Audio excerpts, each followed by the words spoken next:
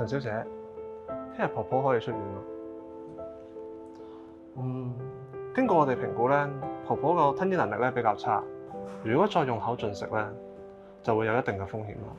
出院之後咧，都需要用翻鼻胃管幫助進食嘅。係咪一定要用鼻胃管啊？仲有冇其他方法㗎？現階段嚟講係㗎，或者可以睇下佢嚟緊幾個月咧喺院舍持續訓練同埋評估嘅情況啦。如果有進步嘅話咧，就有機會可以用翻口進食㗎啦。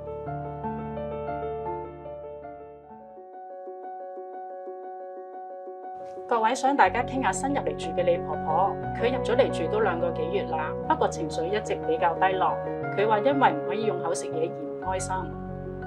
咁我都檢視過婆婆呢2個月嘅吞嚥刺激訓練，佢由每餐試食到1-2啖，到而家可以食到大半碗，同埋醫生咧都有檢討過婆婆嘅健康狀況，所以我哋都建議婆婆可以食午餐或者軟餐嘅。我會繼續跟進餐單。如果婆婆因為啱啱轉咗口食，食得唔多，可以按需要補奶，確保呢個營養充足。我建議院方咧買多啲呢啲咁嘅食物好，等嗰啲院友咧食得開心啲。我見到嗰啲院友咧食嗰個雞髀冇出嗰個餐咧，食得好開心。好啊，我將我哋嘅建議同翻陳小姐講翻，睇下佢有咩意見。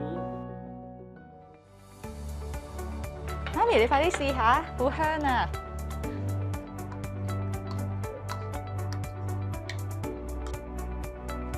哎呀，慢慢食，慢慢食，唔使心急㗎。